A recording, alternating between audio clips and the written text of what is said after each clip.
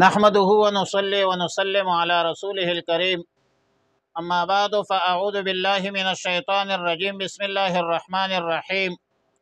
ولا تحسبن الله غافلا عما يعمل الظالمون إنما يؤخرهم ليوم تشخص فيه الأبصار۔ پارہ نمبر 13 سورۃ ابراہیم، رکوع نمبر 7، آیت نمبر 42، 43، 44، 45، 46، 47۔ وَلَا تَحْسَبَنَّ اللَّهَ، اور خیال مت کیجیے، گمان مت کیجیے اللہ پر، غافلاً بے خبر کا، غافل کا، عما یعمل الظالمون، جو کچھ کرتے ہیں یہ ظالم لوگ، انما یؤخرہم، بے شک اللہ تو مہلت دیتا ہے انہیں، لیوم، اس عظیم دن تک، تشخص فیہ الابصار، کہ پٹی رہ جائے گی جس میں آنکھیں، مہطعین، وہ دوڑے جا رہے ہوں گے، مقنعی رؤوسہم، اپنے سر اٹھاتے ہوئے، لا یرتد الیہم طرفہم، نہیں پھر سکے گی ان کی طرف ان کی نظریں، وافئدتہم ہوا، اور ان کے دل خوف اور خوفناک ہوں گے، ڈرے ہوئے ہوں گے۔ وَأَنذِرِ النَّاسَ، اور ڈرا دیجئے لوگوں کو، یوم یأتیہم العذاب، اس دن سے کہ آئے گا ان پر عذاب، فیقول الذین ظلموا، تو کہیں گے وہ لوگ جنہوں نے ظلم کیا ہے، ربنا، اے ہمارے رب، اخرنا، ہمیں مہلت دیجئے، الی اجل قریب، تھوڑے مدت کے لیے، نجب دعوتک، ہم قبول کر لیں گے تیری دعوت، ونتبع الرسل، اور اتباع کریں گے تیرے رسولوں کی۔ اولم تکونوا اقسمتم من قبل، کیا تم قسم نہیں کھاتے تھے اس سے پہلے، ما لکم من زوال، کہ تمہارے لیے کوئی زوال نہیں، وسکنتم، اور تم سکونت اختیار کرتے تھے، بستے تھے، رہتے تھے، فی مساکن الذین، ان لوگوں کے گھروں میں، ظلموا، جنہوں نے ظلم کیا تھا، انفسہم، اپنے آپ پر، وتبین لکم، اور واضح ہو چکا تھا، لکم، تم پر، کیف فعلنا بہم، ہم نے کیا سلوک کیا تھا ان سے، وضربنا لکم الامثال، اور ہم نے بیان کی ان کے لیے مثالیں، وقد مکروا مکرہم، اور یہ اپنی تدبیریں کر چکے تھے حق کے خلاف، دین حق کے خلاف، وعند اللہ مکرہم، اور اللہ کے پاس سب تدبیریں ہیں، تدابیر ہے، وَإِن كَانَ مَكْرُهُمْ، اگرچہ تھے ان کے مکر، لِتَزُولَ مِنْهُ الْجِبَالِ، کہ زائل ہو جائے اس سے پہاڑ، ٹل جائے اس سے پہاڑ، فَلَا تَحْسَبَنَّ اللَّهَ مُخْلِفَ وَعْدِهِ رُسُلًا، فَلَا تَحْسَبَنَّ اللَّهَ، پس آپ خیال مت کیجئے اللہ پر، مخلف وعدہ، کہ اللہ مخالفت کرے گا، مخالفت کرے گا اپنے وعدے کا، رسولہ، اپنے انبیاء اور رسولوں کے ساتھ، ان اللہ عزیز ذو انتقام، بے شک اللہ رب العالمین غالب ہے، زبردست ہے، اور انتقام والا ہے۔ دراصل پیغمبرانہ ذمہ داری کے تحت رسول اللہ صلی اللہ علیہ وسلم دین حق کی دعوت دیتے رہے، توحید کی دعوت دیتے رہے، رسالت کی دعوت دیتے رہے، بعث بعد الموت کی دعوت دیتے رہے، قرآن کریم نازل ہوتا رہا، رسول اللہ مبارک صلی اللہ علیہ وسلم قرآن سناتے رہے تاکہ لوگوں کو ہدایت مل جائے اور لوگ راہ راست پر آ جائے، لیکن مشرکین مکہ عناد، بغض، حسد اور تکذیب سے باز نہیں آئے، اپنے احوال اور اپنے اموال میں مست تھے، دنیاوی آرائش زیبائش میں مست تھے، اپنے عیاشی میں مست تھے،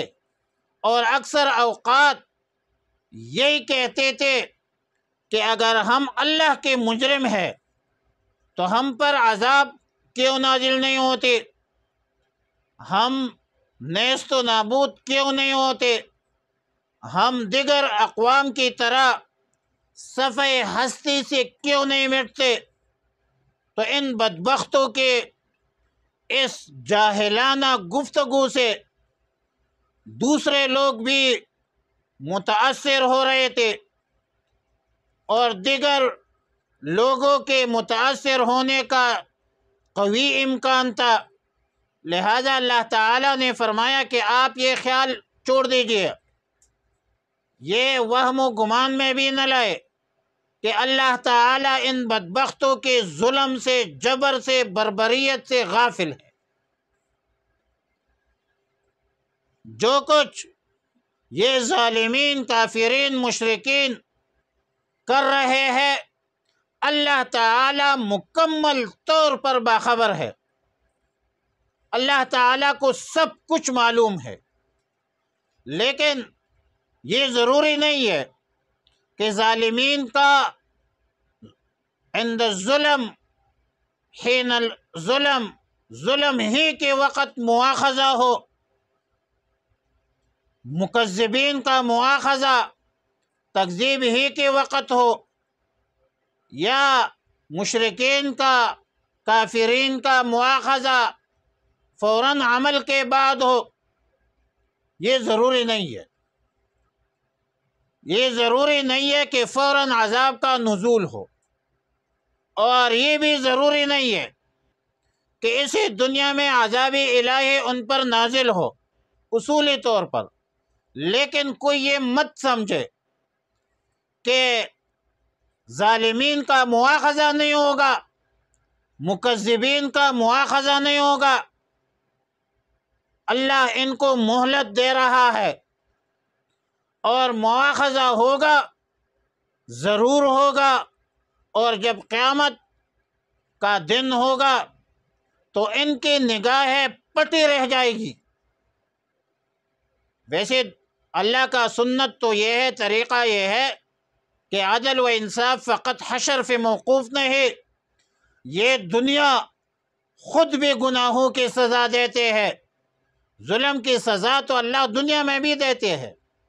ظالمین کو اللہ معاف نہیں کرتے، اللہ ظلم کو پسند نہیں کرتے، اللہ ظالمین کو پسند نہیں کرتے، ظالمین کو اس دنیا میں بھی سزا ملتی ہے اور آخرت میں بھی سزا ملتی ہے، لیکن آخرت کی جو سزا ہے وہاں ان کے نظریں اور نگاہیں پٹی رہ جائے گی، نظر بھی الٹ کر واپس نہیں آئے گی، ایسے ٹکٹکے بندے ہوئے ہوں گے، آپ دیکھتے ہوں گے ان کو کہ پلک کر نہ پلک سکے گے نہ جھپک سکے گے، تیزی سے دوڑ رہے ہوں گے، سر کو اوپر اٹھائے ہوئے ہوں گے، دل میں بالکل ہوا اور خوف ہوگی، دہشت ہوگی، وحشت ہوگی، اور اسے خوف و ہراس، وحشت اور دہشت سے یہ حواس باختہ ہو چکے ہوں گے۔ مواخذہ میں دیر لگنے کی وجہ کوئی شخص یہ مت سمجھے کہ بس یہ دنیا ہے اور جنت منت کچھ نہیں، کوئی باغ باغیچہ ہے، نہ قیامت ہے، نہ حساب ہے، نہ کتاب ہے، نہ عذاب ہے، نہ ثواب ہے۔ ایسا نہیں ہے، ایسا نہیں ہے۔ صاحب روح المعانی لکھتے ہیں کہ وَلَا تَحْسَبَنَّ اللَّهَ غَافِلًا کا خطاب ہر اس شخص کو ہے جس کے خواب و خاطر میں، جس کے وہم و گمان میں، جس کے خیال میں یہ آ سکتا ہو کہ اللہ تعالیٰ ظالموں کے اعمال سے غافل ہے، بلکہ سچ یہ ہے، حقیقت یہ ہے کہ اللہ تعالیٰ ظالمین کے کرتوتوں سے غافل نہیں ہے۔ کوئی مظلوم یہ مت سمجھے انفرادی طور پر، اجتماعی طور پر، کہ اللہ کو پتہ نہیں ہے۔ کوئی مظلوم یہ مت سمجھے کہ اللہ بے خبر ہے، اللہ بے خبر ہے، اللہ غافل ہے، اللہ کو میرے بربریت اور ظلم کا پتہ نہیں ہے۔ اللہ کو پتہ ہے، مہلت دیتے ہیں۔ ظالمین کو دنیا میں بھی سزا ملے گی، آخرت میں بھی سزا ملے گی۔ ظلم ہوتا ہے، خواہ جس شکل میں بھی ہو، کفر شرک کی شکل میں ہو یا مخلوق خدا کے ساتھ ظلم، زیادتی، جبر، بربریت کے شکل میں ہو، ظالم کو سزا ملے گی۔ اور ہم نے دیکھا ہے وہ بت توڑ دی جاتی ہے جن میں ہو جاتا ہے انداز خدائی پیدا۔ بعض مفسرین لکھتے ہیں کہ وَلَا تَحْسَبَنَّ اللَّهَ غَافِلًا عَمَّا يَعْمَلُ الظَّالِمُونَ، خطاب ہے رسول اللہ صلی اللہ علیہ وسلم کو کہ یا رسول اللہ صلی اللہ علیہ وسلم، آپ سے تو یہ گمان کا ہونا، صادر ہونا تو محال ہے، لیکن ظاہر ہے کہ اللہ رب العالمین علیم ہے، خبیر ہے، اور اللہ کی علم پر آپ پورا یقین رکھتے ہیں اور پورے اعتماد اور ایقان کے ساتھ آپ اس پر قائم اور دائم ہیں، اور ہر مسلمان کو اس پر قائم اور دائم رہنا چاہیے۔ بعض مفسرین لکھتے ہیں کہ خطاب تو رسول اللہ صلی اللہ علیہ وسلم کو ہے، لیکن اس میں تنبیہ شدید اور اکید ہے کہ ذات ذات سے ایسا گمان ہو نہیں سکتا۔ جب اسے ایک خیال بھی چھوڑ دو، اس خیال کی، اس وہم اور گمان کی ممانعت ہے، منع ہے، ایسے خیالات سے دور رہنا چاہیے۔ اللہ تعالیٰ تو قہار ہے، اللہ تعالیٰ ذو انتقام ہے، اللہ تعالیٰ عزیز ہے، غالب ہے، اللہ علیم ہے، خبیر ہے، اللہ تعالیٰ فعال لما یرید ہے۔ اللہ ہمارا ایک ایک عمل، کائنات کے ذرے ذرے پر اللہ کا علم محیط ہے۔ تو ظالم کی ظلم کو نہیں دیکھتا، بالکل دیکھتا ہے، لیکن مہلت دیتا ہے اور پھر مواخذہ کرتا ہے۔ قیامت کا ہولناک منظر بیان کرنے کے بعد فرمایا وَأَنذِرِ النَّاسَ يَوْمَ يَأْتِيهِمُ الْعَذَابُ، کہ آپ لوگوں کو اس دن سے ڈرا دیجئے جس دن ان پر عذاب پہنچے گا۔ جب ان پر عذاب آئے گا تو کہیں گے کہ یا رب العالمین، ہمیں تھوڑی سی مہلت دیجئے۔ دنیا میں تو اللہ نے مہلت دی،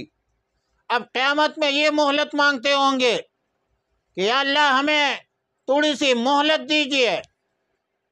ہم آپ کی دعوت کو قبول کرتے ہیں، نجب دعوتک ونتبع الرسل، ہم آپ کے رسول کی اتباع بھی کریں گے، ہم دین پر مکمل پابندی سے عمل بھی کریں گے، گناہوں سے گریز اور پرہیز بھی کریں گے۔ اللہ تعالیٰ نے فرمایا وَلَمْ تَكُونُوا أَقْسَمْتُم مِّن قَبْلُ، کیا تم نے اس سے پہلے قسمیں نہیں کھائی تھی کہ ہم نے کہیں جانا نہیں ہے؟ مَا لَكُم مِّن زوال، آپ تو کہتے ہیں کہ ہمارے لیے کوئی زوال نہیں ہے۔ بھائی ہر کمال راہ زوال ہے، ہر کمال کے لیے ایک زوال ہوتی ہے، ہر ابتدا کی ایک انتہا ہوتی ہے۔ اور کہ غر دیر زنگ دے ہو بیا پہ املاردہ، پہاڑ کتنا اونچا کیوں نہ ہو پھر بھی اس کے سر پہ راستہ ہوتا ہے۔ وَسَكَنْتُمْ فِي مَسَاكِنِ الَّذِينَ ظَلَمُوا، حالانکہ تم ان لوگوں کے گھروں میں، ان کے ساتھ رہنے والے لوگوں میں سے ہو جنہوں نے اپنی جانوں پر ظلم کیا ہے، جو اپنے آپ پر بھی ظلم کرتے ہیں، دوسروں پر بھی ظلم کرتے ہیں۔ کذالک یضرب اللہ الامثال، ہم نے تمہارے سامنے مثالیں بیان کی ہے، امم سابقہ کے واقعات بیان کی ہے، انبیاء علیہم السلام کے واقعات بیان کی ہے، بادشاہوں کے واقعات، نمرود، شداد اور فرعون کے حالات بیان کیے، اور پہلے لوگوں کے بربادی کے واقعات تم سن چکے ہو، انبیاء علیہم السلام نے بیان کیے ہے، قرآن میں ذکر ہے، تم نسلاً بعد نسلاً سنتے چلے آ رہے ہو۔ یہ سب کچھ ہوتے ہوئے تم نے حق کو ٹکرایا، قیامت کا انکار کیا، توحید سے انکار کیا، تم نے رسولوں کی تکذیب کی،